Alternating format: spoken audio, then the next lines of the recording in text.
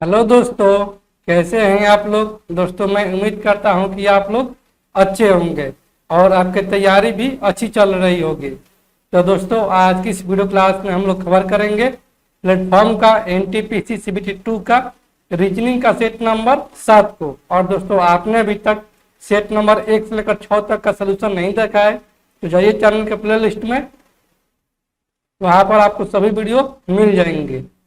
तो चलिए दोस्तों आज की इस वीडियो क्लास को हम लोग स्टार्ट करते हैं बिना कुछ देरी किए।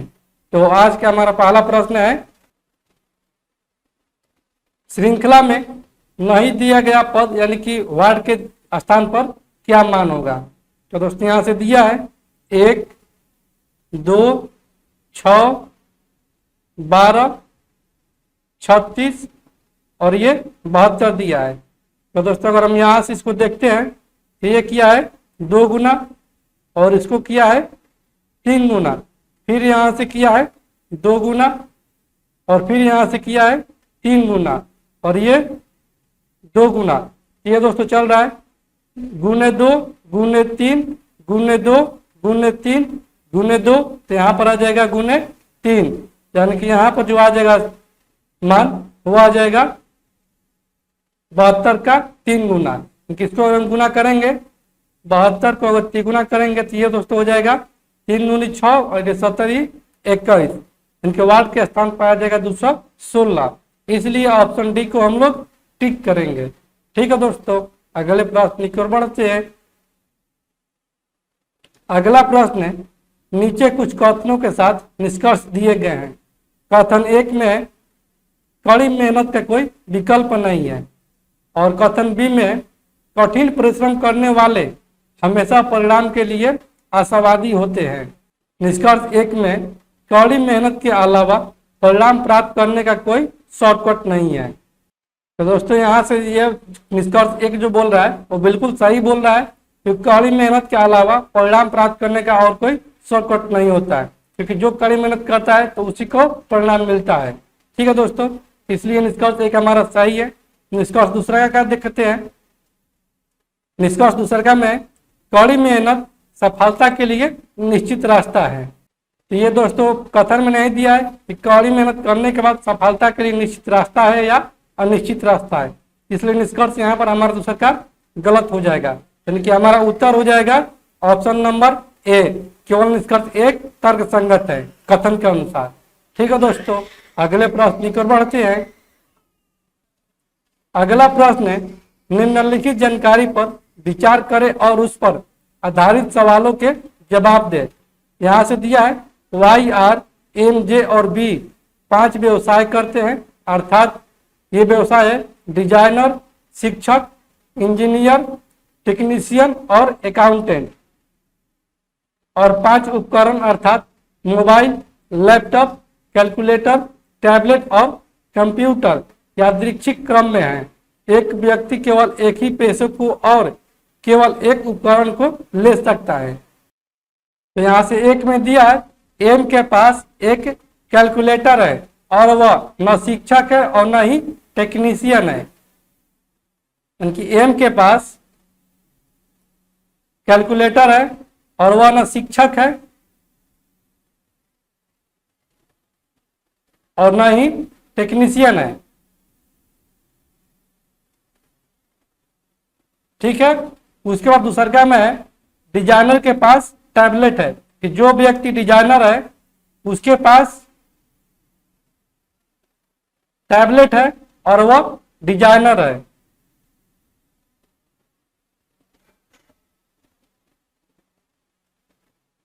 और तीसरा में जिस व्यक्ति के पास एक मोबाइल है वह ना एक अकाउंटेंट है और ना ही एक शिक्षक है। इसको अभी रहने देते हैं, आगे बढ़ते हैं।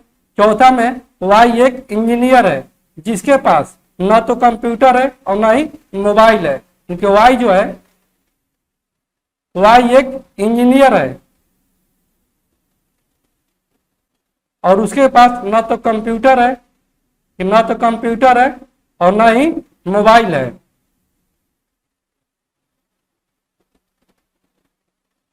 और पांचवा में जे एक टेक्नीशियन है, क्योंकि जे जो है वह एक टेक्नीशियन है और बी शिक्षक नहीं है, यानी कि बी जो है वह शिक्षक नहीं है। तो दोस्तों यहां से देखते हैं कितने कंफर्म बैठ गए। एक तो बैठ गया है इंजीनियर और टेक्नीशियन, यानी कि इंजीनियर और टेक्नीशियन का तो स्थान निश्चित हो गया। लेकिन अभी भी है तीन तो, यानी कि अकाउंटेंट एक तो है, डिजाइनर है और शिक्षक है, जिसमें कि बी को बोल रहा है कि बी शिक्षक नहीं है। तो जब बी शिक्षक नहीं होगा तो कौन कौन सा हो सकता है?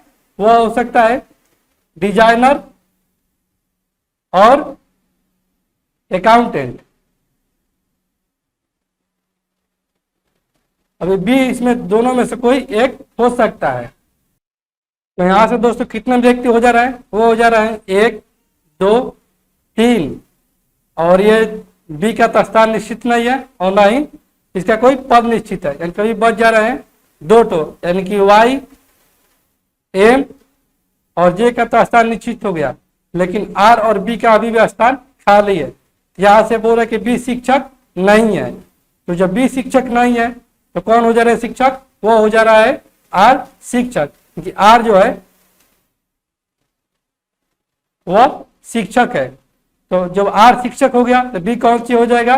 बी हो जाएगा यहां से डिजाइनर, कि बी डिजाइनर हो गया और उसके पास एक तो टैब आ जाएगा। ठीक है, यहां से बी को हटा देते हैं।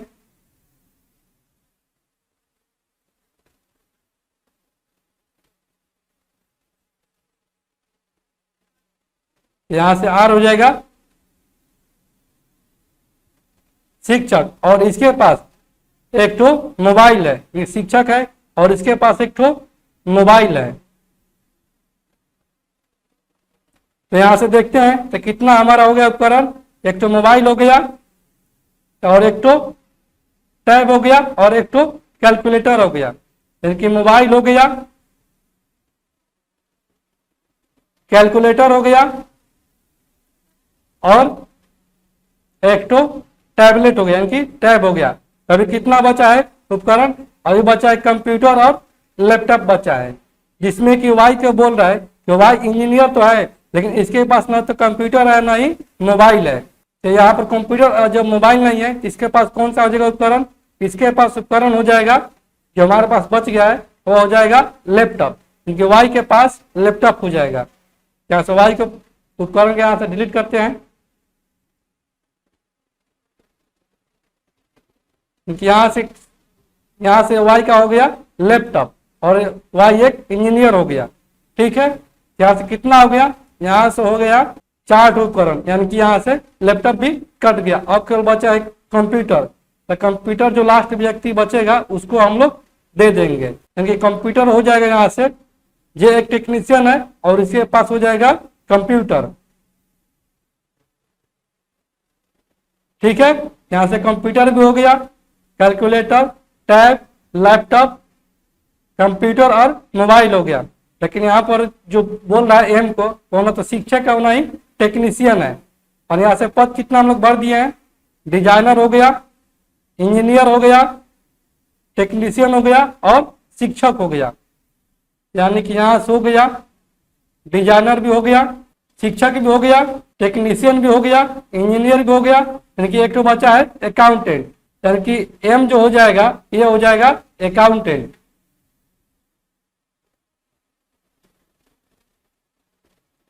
ठीक है, तो यहां से सभी अपने अपने स्थान पर बैठ गए हैं और अपने अपने टैब लेकर बैठ गए हैं, यानी कि अपने अपने उपकरण लेकर बैठ गए हैं।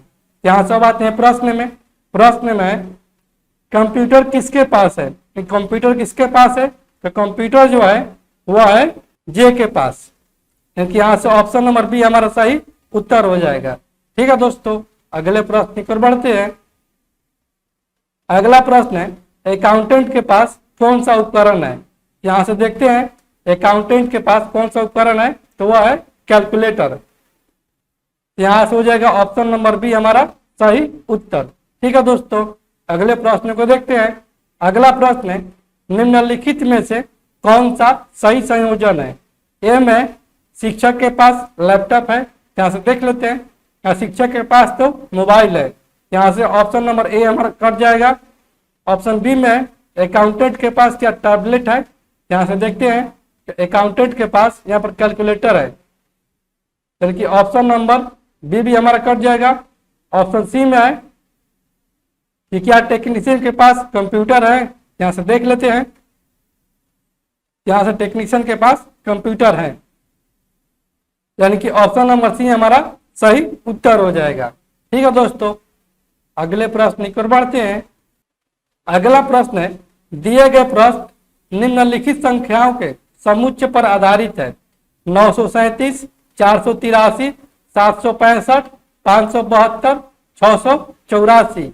यदि प्रत्येक संख्या में पहले दो अंकों को उनके जोगफल से बदल दिया जाता है तो कौन सी संख्या सबसे बड़ी होगी। तो दोस्तों यहाँ से बदल देते हैं, यानी कि यहाँ से संख्या है 937, इनकी पहले दो अंकों के उनके योग से बदल दिया जाता है, इनकी 9 और 3 12, इनकी यहाँ से हो जा रहा है 12 और ये 7, पहली दो संख्याओं को। इसी प्रकार 483 को बदल देते हैं, 483 क्या हो जाएगा 8 4 12, इनकी 12 और ये हो जाएगा 3। फिर यहाँ से इसको बदलेंगे 765, ये हो जाएगा 7 6 13 और ये हो जाएगा 5, और ये 684, इनकी 8 6 14, इनकी 144। तीन के योग से बदलने पर जो सबसे बड़ी संख्या है वह कौन सी है, तो सबसे बड़ी संख्या कौन सी है, वह है 144, इनकी 684। इसलिए ऑप्शन बी को हम लोग टिक करेंगे। ठीक है दोस्तों, अगले प्रश्न की ओर बढ़ते हैं। अगला प्रश्न है, अभिकथन ए और कारण आर नीचे दिए गए हैं। अभिकथन ए में पत्ती के हरे रंग का कारण एक वर्णक है जिसे क्लोरोफिल कहते हैं। ठीक है, और कारण में प्रकाश संश्लेषण एक प्रक्रिया है जो प्रकाश ऊर्जा को रासायनिक ऊर्जा में परिवर्तित करती है, तो सही विकल्प चुने। तो दोस्तों यहाँ से अभिकथन ए में जो बोल रहा है कि पत्ती के हरे रंग का कारण एक वर्णक है जिसे क्लोरोफिल कहते हैं, ये दोस्तों बिल्कुल अभिकथन एक सही है, क्योंकि पत्तियों का हरा रंग जो होता है वो क्लोरोफिल के कारण ही हरा रंग होता है। और कारण में बोल रहा है कि प्रकाश संश्लेषण एक प्रक्रिया है जो प्रकाश ऊर्जा को रासायनिक ऊर्जा में परिवर्तित करती है, ये भी बिल्कुल सही है कि प्रकाश संश्लेषण एक प्रक्रिया है जो प्रकाश ऊर्जा को रासायनिक ऊर्जा में परिवर्तित करती है, यानी कि अभिकथन ए और कारण दोनों सत्य है। लेकिन यहाँ से जो कारण है वो अभिकथन ए का सही व्याख्या नहीं करता है, इसलिए ऑप्शन बी हमारा सही उत्तर हो जाएगा, यानी कि ए और आर दोनों सही है, लेकिन आर जो है वह ए की सही व्याख्या नहीं है। ठीक है दोस्तों, अगले प्रश्न की ओर बढ़ते हैं। अगला प्रश्न है, निम्नलिखित चित्र का अध्ययन करें और उस पर आधारित सवालों के जवाब दें। निम्नलिखित चित्र एक समाज में लोगों के बढ़ने की वरीयताओं को प्रतिनिधित्व करता है। समाचार पत्र, फिर उपन्यास है, उसके बाद पत्रिका है। यहाँ से बोला कि केवल पत्रिकाओं को पढ़ने वाले और सभी तीनों को पढ़ने वाले के बीच का अनुपात क्या होगा। यहाँ से हो जाएगा केवल पत्रिका दोस्तों कौन सा हो जाएगा, वह हो जाएगा ये केवल 150, क्योंकि ये केवल सिंगल में। यहाँ से हो जाएगा केवल पत्रिकाओं,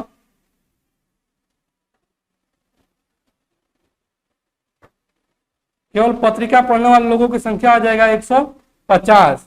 और यहाँ पर बोला कि और सभी तीनों को पढ़ने वाले, यानी तीनों को पढ़ने वाले कौन हो जाएगा, ये तीनों में कॉमन हो जा रहा है 450। यहाँ से हो जाएगा सभी तीनों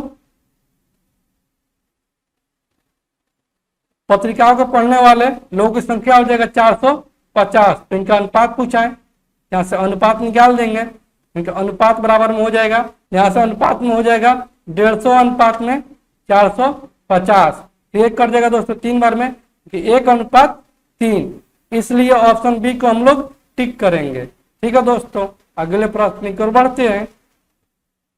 अगला प्रश्न है, नीचे प्रत्येक प्रश्न समूह में 2 या 3 कथन और उसके बाद 2 निष्कर्ष हैं, 1 और 2 दिए गए हैं और उत्तर देना है ए में। यदि केवल निष्कर्ष एक अनुसरण करता है तो ए सही उत्तर हो जाएगा, और यदि केवल निष्कर्ष 2 अनुसरण करता है तो ऑप्शन बी हमारा सही हो जाएगा। यदि न तो निष्कर्ष 1 और न ही निष्कर्ष 2 अनुसरण करता है तो ऑप्शन सी सही हो जाएगा, और यदि निष्कर्ष 1 और 2 दोनों अनुसरण करते हैं तो ऑप्शन डी हमारा सही हो जाएगा। यहाँ से कथन में कि कुछ पार्टीज सेलिब्रेशंस हैं, ये कुछ पार्टी जो है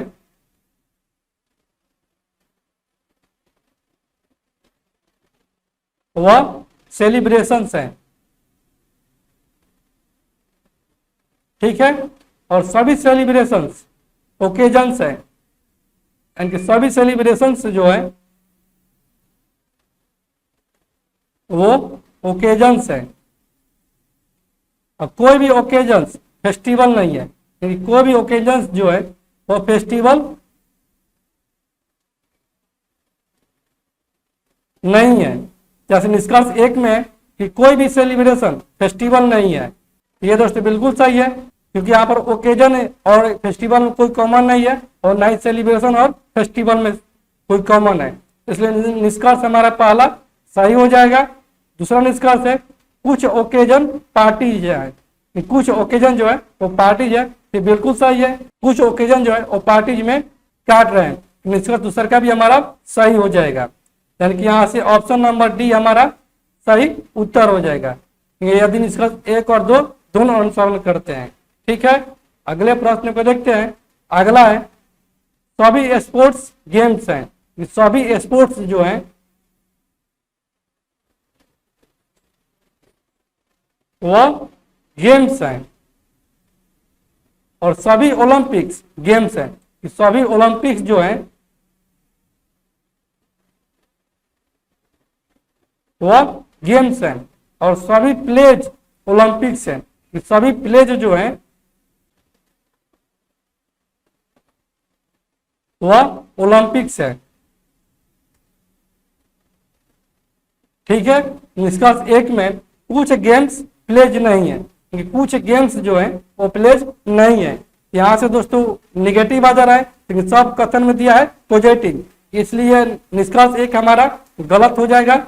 और निष्कर्ष 2 में है कुछ स्पोर्ट्स प्लेज है, कुछ स्पोर्ट्स जो है वो प्लेज है। तो दोस्तों यहाँ से निश्चित रूप से नहीं कह सकते हैं कि कुछ स्पोर्ट्स जो है वो प्लेज है, कुछ स्पोर्ट जो है वो प्लेज नहीं है, ऐसा हम नहीं कह सकते, क्योंकि यह निश्चित रूप से नहीं दिया है, इसलिए निष्कर्ष दूसरा का भी हमारा गलत हो जाएगा, क्योंकि ऑप्शन नंबर सी हमारा सही उत्तर हो जाएगा, यदि न तो निष्कर्ष 1 और न ही निष्कर्ष 2 अनुसरण करता है, ठीक है। दोस्तों अगले प्रश्न की ओर बढ़ते हैं। अगला प्रश्न है यदि a प्लस बी का अर्थ है a b के पिता है और a गुने b का अर्थ है a जो है वो b का बेटा है और a माइनस b का अर्थ है a b की पत्नी है, यदि z गुने t minus s plus u है तो z का u से क्या रिश्ता है। यहाँ से a गुने b का है कि a b का बेटा है, क्योंकि z जो है वह t का बेटा है और t माइनस एस, यहाँ से a माइनस बी का दिया है a b की पत्नी है, क्योंकि t जो है वो s की पत्नी है। ये हो जाएगी माता और ये हो जाएंगे पिता z का, और s प्लस u यानी कि a प्लस बी का अर्थ है a b के पिता है, क्योंकि s जो है वह u के पिता है। यहाँ से हो जाएगा s जो है वो u के पिता है, ये दोनों क्या हो जाएंगे, ये भाई या बहन हो जाएंगे, ठीक है, जेड और यू। यहाँ से पूछा है कि जेड का यू से क्या रिश्ता है, यहाँ से जेड जो है वो यू का क्या है, तो जेड जो है वो यू का भाई है, इसलिए ऑप्शन ए को हम लोग टिक करेंगे, ठीक है। दोस्तों अगले प्रश्न की ओर बढ़ते हैं। अगला प्रश्न है चिन्ह के बाईं ओर के पहले 2 नंबर एक खास तरीके से जुड़े हैं, वही रिश्ता चिन्ह के दाईं ओर के नंबरों की दूसरी जोड़ी के लिए भी है, जिनमें से एक लापता है, तो विकल्पों में से लापता नंबर का पता लगाएं। तो दोस्तों यहाँ से दिया है 81 और यहाँ से दिया है 9, यानी कि 8 और 1 बढ़ाकर किया है 9 और 9 का स्क्वायर होता है 81। तो उसी प्रकार यहाँ पर 49 है, तो 49 दोस्तों कितना का होता है स्क्वायर, वो होता है 7 का, यानी 7 से 1 कम कर देंगे तो हो जाएगा 6, क्योंकि 6 से 1 बढ़कर करेंगे 7, तो 7 का स्क्वायर करेंगे तो आ जाएगा 49, यानी कि ऑप्शन नंबर बी हमारा सही उत्तर हो जाएगा, ठीक है। दोस्तों अगले प्रश्न की ओर बढ़ते हैं। अगला प्रश्न है ए बी सी और डी नामक 4 लड़कों और ई एफ जी और एच नामक 4 लड़कियों में से 5 बच्चों की एक टीम का चयन करना है। पहला में बी और एफ को एक साथ नहीं रखा जा सकता है, यानी कि बी और एफ को एक साथ नहीं रखा जा सकता है। दूसरा में सी और एच को एक साथ रखा जाना चाहिए, क्योंकि सी और एच को एक साथ रखा जाना चाहिए। और 3 में जी और ए को साथ नहीं रखा जा सकता है, क्योंकि जी और ए को साथ में नहीं रखा जा सकता है। और 4 में डी और सी को एक साथ नहीं रखा जा सकता है, क्योंकि डी और सी को एक साथ नहीं रखा जा सकता है। यदि 3 लड़कों और 2 लड़कियों का चयन करना है तो टीम निम्न में से कौन सी होगी? कितने लड़के हैं? लड़के हैं ए बी सी डी, ये हो गए बॉय। और गर्ल कितनी है? ई एफ जी और एच है,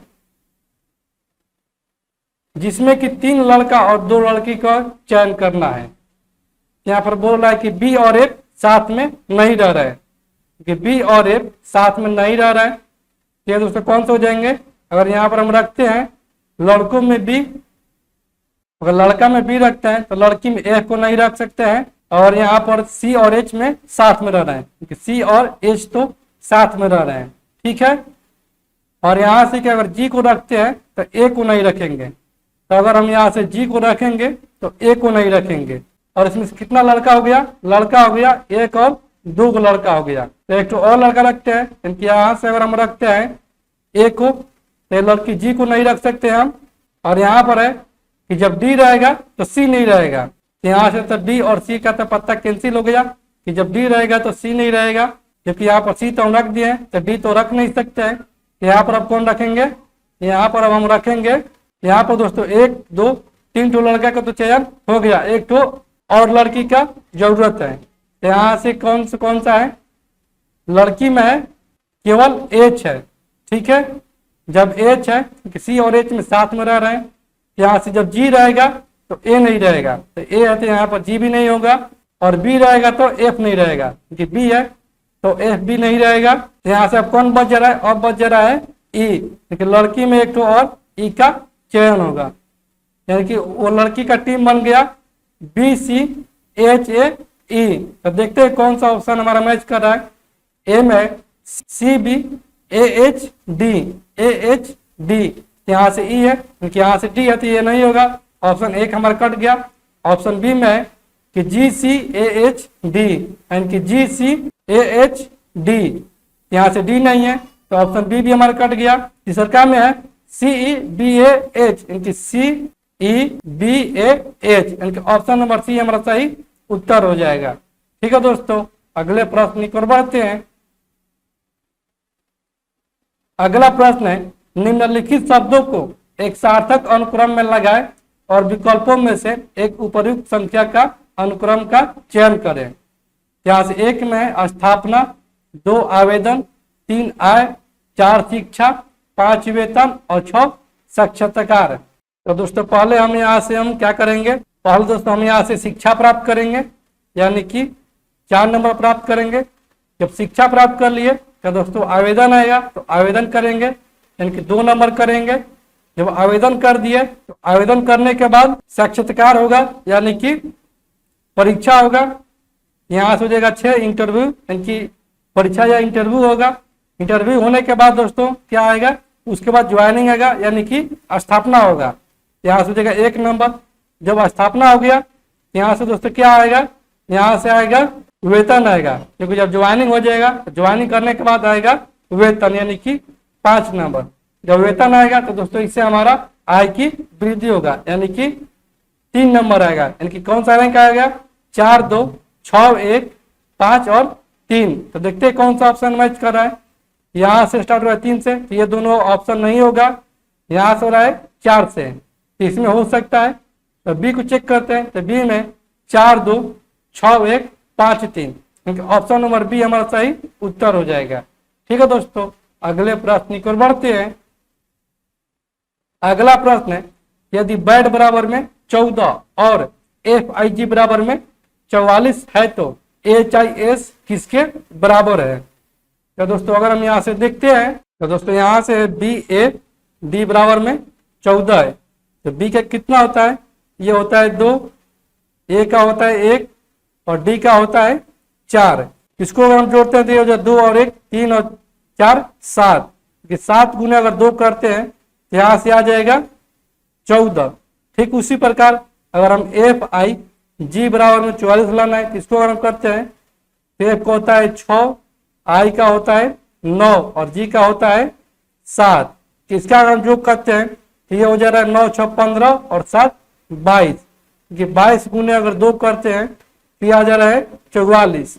ठीक उसी प्रकार HIS का पूछा है तो HIS का करेंगे कि H का होता है 8, I का 9 और S का 19, ये हो जाएगा 9 8 17 और 17 दूनी 34, 34 और 2 36, यानी कि 36 गुने में 2 करेंगे यहाँ से आ जाएगा ये 72, यानी कि ऑप्शन नंबर ए हमारा सही उत्तर हो जाएगा। ठीक है दोस्तों, अगले प्रश्न की ओर बढ़ते हैं। अगला प्रश्न है, यदि डेमोक्रेसी यानी कि लोकतंत्र को MEDRCOYCA के रूप में कोड किया जाता है तो एडवेंचर को किस तरह कोड किया जाएगा। इनके यहाँ से किया है DEMOCRACY, इसको कोड किया गया है MEDRCO और YCA। ये दोस्तों 3 का पेयर उठाया है, इनके यहां से ये किया है 3 को, यहां से इसको ये ऐसे किया है, इसको ऐसे और यहां पर इसको ऐसे। ठीक उसी प्रकार इसको भी किया है, ये तिरछा तिरछी फिर सामने, फिर 3 को किया है तिरछा तिरछी और सामने। यहां से हमारा भी हो जाएगा। एडवेंचर का पूछा है कि ADVENTURE, यहां से 3 का उठाएंगे, इसको करेंगे तिरछा तिरछी और सामने, यानी कि ये हो जाएगा BDA। फिर 3 का उठाएंगे, इसको करेंगे TNE, फिर इसके 3 को उठाएंगे और इसको करेंगे ERU, क्योंकि हमारा कोड आ गया VDATNEERU। तो देखते हैं कौन सा ऑप्शन हमारा मैच कर रहा है कि VDA, यहां से DA भी ऑप्शन ए में, तो ऑप्शन ए हमारा कट गया। ऑप्शन सी में VDA, ये भी हो सकता है। ऑप्शन बी में VDA और ऑप्शन डी में भी है VDA, ये तीनों की संभावना बन रही है। फिर आगे देखते हैं, आगे में TNE यानी कि VDA TNE, यहां तक तो सही है। आगे ERU यानी कि ERU, ऑप्शन नंबर सी हमारा सही उत्तर हो जाएगा। ठीक है दोस्तों, अगले प्रश्न की ओर बढ़ते हैं। अगला प्रश्न है, एक लड़का पश्चिम दिशा में 2 किलोमीटर चलता है और फिर बाएं मुड़कर 3 किलोमीटर चलता है। क्योंकि कोई लड़का है, कोई बिंदु से स्टार्ट करता है और वो पश्चिम दिशा में 2 किलोमीटर चलता है। ये चल गया पश्चिम में 2 किलोमीटर और फिर बाएं मुड़ता है, तो उसका राइट हो जाएगा ये और लेफ्ट हो जाएगा ए, यानी कि वो दक्षिण की तरफ घूमा और वो चला 3 किलोमीटर। फिर वह एक दाएं ओर मोड़ लेता है और 4 किलोमीटर चलता है, तो उसका दाएं हो जाएगा पश्चिम दिशा की ओर, ये हो जाएगा राइट और ये हो जाएगा लेफ्ट। कि फिर वो पश्चिम दिशा की ओर मुड़ता है और चलता है 4 किलोमीटर। अंत में वह एक बायां मोड़ लेकर 5 किलोमीटर चलता है। कि बायां लेगा तो वो लेगा दक्षिण की तरफ, उत्तर की तरफ हो जाएगा राइट और दक्षिण की तरफ हो जाएगा लेफ्ट। तो लेफ्ट मुड़ेगा, दक्षिण की तरफ मुड़ेगा और वो चलेगा 5 किलोमीटर। ठीक है, तो बोला है कि वह शुरुआती बिंदु से कितनी दूर है, क्योंकि वह यहां से यहां तक की दूरी कितनी है। तो इसको दोस्तों अगर हम मिलाते हैं, यहाँ से दोस्तों हमारा एक तो समकोण त्रिभुज का निर्माण हो जाएगा, जिसमें कि ये 3 किलोमीटर है, यहाँ से ये हो जाएगा ये 3 किलोमीटर। ठीक है, और यहाँ से ये दूरी कितना है, यहाँ से ये दूरी है 4 किलोमीटर, यानी कि यहाँ पर हो जाएगा 4 किलोमीटर। ये टोटल दूरी कितना हो जाएगा, ये टोटल दूरी हो जाएगा 4 और 2 6 किलोमीटर, और ये पूरा टोटल दूरी हो जाएगा ये 5 और 3 8 किलोमीटर। और यहाँ से यहाँ तक की दूरी पूछा है। तो यह दोस्तों देखने में लग रहा है कि यह समकोण त्रिभुज है, तो समकोण त्रिभुज बनाते हैं यहाँ से यहाँ तक की दूरी, इसका नाम दे देंगे कि ये ए हो गया, ये बी हो गया और ये सी हो गया। यानी कि यहाँ से ए सी बराबर में आ जाएगा अंडर रूट का लंब का स्क्वायर प्लस का आधार का स्क्वायर, यानी कि 6 का स्क्वायर प्लस का हो जाएगा 5 या 3 8 का स्क्वायर। यहाँ से हो जाएगा 6 का स्क्वायर 36 और 8 का स्क्वायर 64। यहाँ से आ जाएगा अंडर रूट का 100, तो 100 का वर्गमूल 10, यानी कि उसका शुरुआती बिंदु से उसका दूरी है 10 किलोमीटर। इसलिए ऑप्शन ए को हम लोग टिक करेंगे। ठीक है दोस्तों, अगले प्रश्न की ओर बढ़ते हैं। अगला प्रश्न है, निम्नलिखित आकृति में संख्या एक प्रवृत्ति का पालन करती है, प्रश्न चिन्ह की जगह कौन सी संख्या लेगी। तो दोस्तों अगर हम करते हैं इसको 6 प्लस का 2 और गुने में करते हैं 10 माइनस 5, यहाँ से दोस्तों आ जाएगा 6 2 8 गुने में 10 माइनस 5 यानी कि 5, यहाँ से आ जा रहा है 40, यानी कि यहाँ तक तो सही है। दूसरा क्या देखते हैं, दूसरा क्या करते हैं 5 प्लस 4 और गुने में करते हैं 11 माइनस का 8, ये दोस्तों हो जाएगा 5 4 9 और 11 में से 8 जाएगा 3, क्योंकि यहाँ से आ गया 27। यहाँ तक तो फॉलो किया, आगे भी इसको फॉलो करना चाहिए। आगे अगर करते हैं हम 7 प्लस 3 और गुने में 9 माइनस 5, ये हो जाएगा 7 और 3 10 और ये हो जाएगा 9 में से 5 जाएगा 4 यानी कि 40। ऑप्शन नंबर बी हमारा सही उत्तर हो जाएगा। ठीक है दोस्तों, अगले प्रश्न की ओर बढ़ते हैं। अगला प्रश्न है, श्रृंखला में लुप्त अक्षर ज्ञात कीजिए। तो दोस्तों यहां से दिया है ए के ई ओ आई एस, फिर एक तो खाली स्थान, फिर खाली स्थान, फिर एक क्यू ए यू और ई है। तो दोस्तों अगर हम यहां से करते हैं कि यहां से ये हो जा रहा है प्लस का 4, फिर यहां से हो जा रहा है प्लस का 4, क्योंकि ए का होता है स्थान 1 और ई का 5 आई का 9।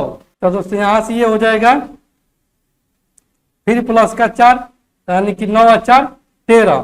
तो 13 का दोस्तों मतलब एम, क्योंकि यहां पर आ जाएगा एम। और फिर यहां से अगर करते हैं कि 13 और फिर प्लस 4 अगर करते हैं, यहाँ पर आ जा रहा है 17, क्योंकि 17 होता है क्यू का। यहाँ तक तो ठीक चल रहा है। ठीक है, फिर अगर इसमें करते हैं प्लस 4 का, तो 17 4 21, ये भी ठीक है क्योंकि यू का होता है 21। फिर दोस्तों अगर इसको अगर हम देखते हैं तो ये है 11 और ये 15, यानी कि यहाँ पर हो जा रहा है प्लस का 4। ठीक है, फिर यहाँ से देखते हैं यहाँ पर भी किया है प्लस का 4, 15 4 19, यहाँ पर भी हो जाएगा प्लस का 4, यानी कि 19 और 4 23। तो 23 का मतलब डब्ल्यू। यहाँ से कितना कोड आ गया हमारा, यहाँ से हमारा कोड आ गया एम और डब्ल्यू, यानी कि एम और डब्ल्यू। इसलिए ऑप्शन डी हमारा सही उत्तर हो जाएगा। ठीक है दोस्तों, अगले प्रश्न की ओर बढ़ते हैं। अगला प्रश्न है, यदि मिलिट्री को 1 2 3 2 4 5 6 7 लिखा जाता है तो उसी कूट भाषा में लिमिट को कैसे लिखा जाएगा। यानी कि यहाँ से शब्द गिन लेते हैं, तो 1 2 3 4 5 6 7 8 और कोड कितना है 1 2 3 4 5 6 7 8, यानी कि सभी शब्द का सभी अलग अलग कोड किया गया है। यहाँ से पूछा है लिमिट का कि L I am I T का पूछा है। यहाँ से देखते हैं एल का कितना है, एल का है 3 और आई का है 2, देखिए यहाँ से हो जाएगा 3 2 और एम का कितना है 1 है, देखिए एम का हो जाएगा 1 और आई का कितना है 2 है और टी का कितना है, टी का है यहाँ पर चौथे नंबर पर लास्ट से, लास्ट से चौथा नंबर कितना है 1 2 3 4, यानी कि टी का कोड है 4, यहाँ से हो जाएगा 4। तो लिमिट का हमारा कोड आ गया 32 12 4, यानी कि ऑप्शन नंबर ए हमारा सही उत्तर हो जाएगा। ठीक है दोस्तों, अगले प्रश्न की ओर बढ़ते हैं। अगला प्रश्न है, यदि 5472 को 18 लिखा जाता है और 6342 को 15 लिखा जाता है और 7584 को 24 लिखा जाता है, तो 9236 को किस कोड भाषा में लिखा जाएगा? तो दोस्तों अगर यहाँ से देखते हैं, यहाँ से 5 4 7 2 को लिखा जा रहा है 18 कि 5 4 9 9 7 16 2 18, इनके सभी का योग करके लिखा जा रहा है 18। उसी प्रकार 6342 को भी लिखा जा रहा है 15 यानी कि 6 3 9 4 13 2 15 और 7584 को लिखा जा रहा है 24, 7 5 12 12 और 12 24। तब 9236 का पूछा है, इसका हो जाएगा 9 2 11 3 14 और 6 20 कि 9236 का कोडित किया जाएगा 20 के रूप में, इसलिए ऑप्शन सी को हम लोग टिक करेंगे। ठीक है दोस्तों, अगले प्रश्न की ओर बढ़ते हैं। अगला प्रश्न है, यदि एक्टर को कूट लिपि में ZX GL I लिखते हैं तो और बुक को YLLP लिखते हैं तो पेंसिल के लिए कूटाक्षर क्या होगा? तो दोस्तों अगर हम यहाँ से देखते हैं, यहाँ से एक्टर को लिखा जा रहा है ZX GL I के रूप में और बुक को लिखा जा रहा है YLLP, यानी कि अगर ए को आप देखते हैं और जेड को, तो ये हो जा रहा है ए से जेड यानी कि उल्टा लिखा जा रहा है, और सी का एक्स देखते हैं इसको भी उल्टा लिखा जा रहा है, और टी का जी यानी कि इसको भी उल्टा लिखा जा रहा है। उसी प्रकार बी को देखते हैं वाई लिखा जा रहा है यानी कि इसका उल्टा, फिर ओ का लिखा जा रहा है एन और के का लिखा जा रहा है पी, यानी कि सभी का उल्टा लिखा जा रहा है। यहाँ से पेंसिल का पूछा है तो पेंसिल का कोड हो जाएगा पी का उल्टा के और ई का उल्टा भी, एन का उल्टा एन, सी का उल्टा एक्स और आई का उल्टा आर और एल का उल्टा ओ, यानी कि K B M X R O लिखा जाएगा पेंसिल का कोड। तो देखते हैं कौन सा ऑप्शन मैच कर रहा है। इसमें है के बी, इसमें है के यू और इसमें है के जेड, यानी कि ऑप्शन सी और ऑप्शन बी तो हमारा कट गया कि के यू है और के जेड है, लेकिन यहाँ पर हमारा है के भी। यहाँ से ऑप्शन ए में के भी एम एक्स आर ओ, यानी कि ऑप्शन नंबर ए ही हमारा सही उत्तर हो गया। ठीक है दोस्तों, अगले प्रश्न की ओर बढ़ते हैं। अगला प्रश्न है, तरुण रोहित का पिता है, यानी कि तरुण जो है वह रोहित का पिता है। ठीक है, रोहित काला का भाई है, जो रोहित जो है वह काला का भाई है। काला दिलीप की पत्नी है, काला जो है वो दिलीप की पत्नी है।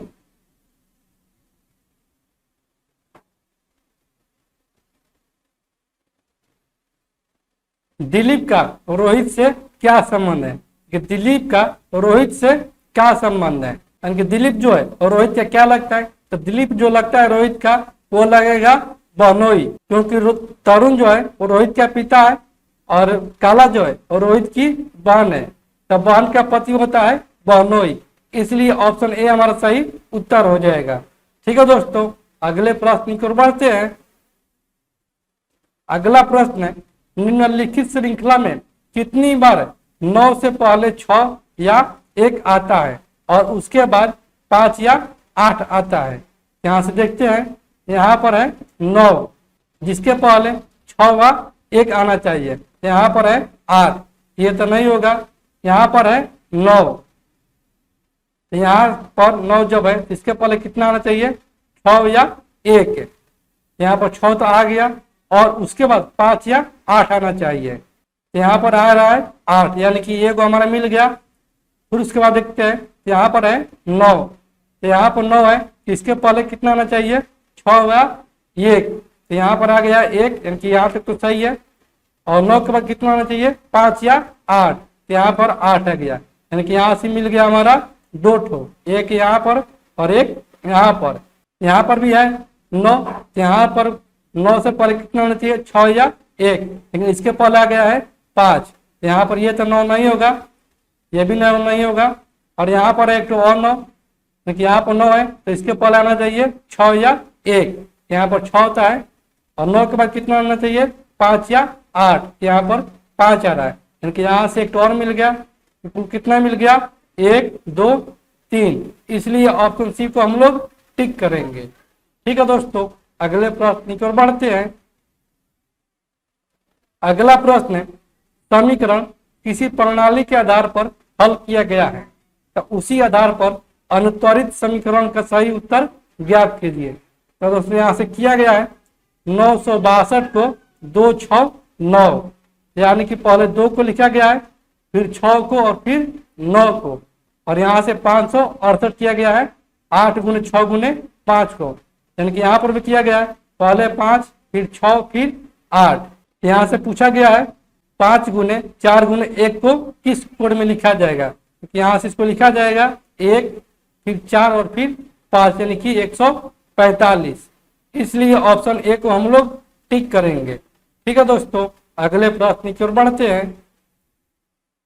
अगला प्रश्न है, निम्नलिखित आकृतियों का अध्ययन करें और 3 के सामने वाली संख्या ज्ञात करें। तो दोस्तों यहाँ से अगर हम देखते हैं, यहाँ से 1 है, यहाँ पर 2 है, और तीसरा में भी है 1 और 2, यानी कि यहाँ से 1 और 2 दोनों कॉमन हो जाएगा, तो कौन सा बच जाएगा 3 और 5, क्योंकि 3 का अपोजिट हो जाएगा 5 या 5 का अपोजिट हो जाएगा 3, इसलिए ऑप्शन नंबर सी हमारा सही उत्तर हो जाएगा।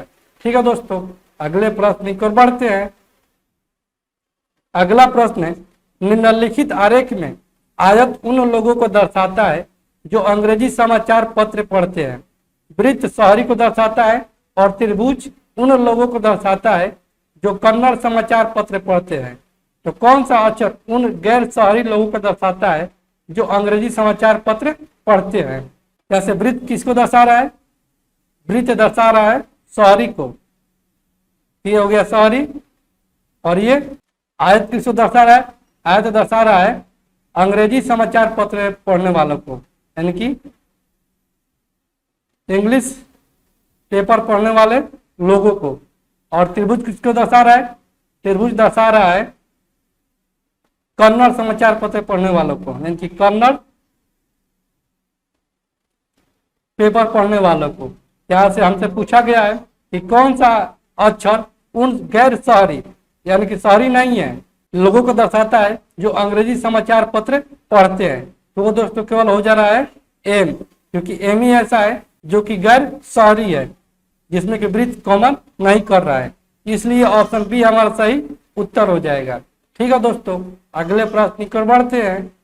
अगला प्रश्न है, एक दिन में घड़ी की दोनों सुइयां एक साथ कब होंगी? तो दोस्तों यहाँ से कोई घड़ी बना लेते हैं, जिसमें कि 12 6 3 और ये 9, 12 3 6 9 1 2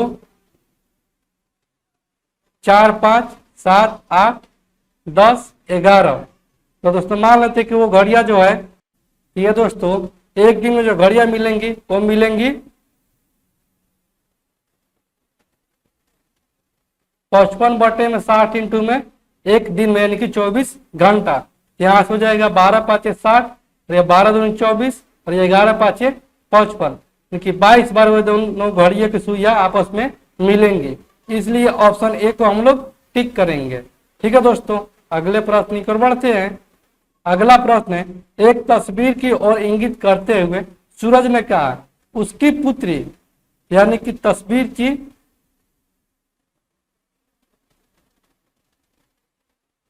पुत्री शोभा, इसका नाम है शोभा, मेरी माँ की पौत्री है, यानी कि उसकी माँ की, ये मान लेते हैं कि ये हो गया सूरज, और इसकी माँ की पौत्री यानी कि नातिन है। ये दोस्तों भाई या खुद हो सकता है तस्वीर की जगह पर। तो हमसे पूछा गया कि बताए कि वो तस्वीर किसकी है, यानी कि यह तस्वीर जो है वह किसकी है, यानी कि यह खुद की भी हो सकती है या उसके भाई की भी हो सकती है, यानी कि यह कुछ वेरीफाई नहीं किया है। यहाँ से हमारा ऑप्शन नंबर डी सही उत्तर हो जाएगा कि ज्ञात नहीं किया जा सकता है। ठीक है दोस्तों, अगले प्रश्न की ओर बढ़ते हैं। अगला प्रश्न है, सुधा तथा उसके माँ की उम्र का जो 63 साल है। 4 साल पहले सुधा की माँ की उम्र सुधा के उम्र की 4 गुनी थी, तो सुधा की माँ की वर्तमान उम्र क्या है? यानी कि सुधा तथा उसकी माँ के उम्र का जो 63 साल है, लेकिन 4 साल पहले सुधा की माँ की उम्र है, क्योंकि 4 साल पहले सुधा की माँ की उम्र जो थी वो सुधा की उम्र की 4 गुनी थी, क्योंकि सुधा की उम्र की 4 गुनी थी। यहां से हो जाएगा मदर -4 बराबर में 4 सुधा माइनस का 16, यहां से आ जाएगा माइनस का 4, ये इधर आ जाएगा इनके प्लस का 16 बराबर में 4 सुधा माइनस का मदर, यानी कि 12 बराबर में आ गया 4 सुधा माइनस का मदर। और यहां से दिया है मदर प्लस सुधा का उम्र दिया है 63 साल।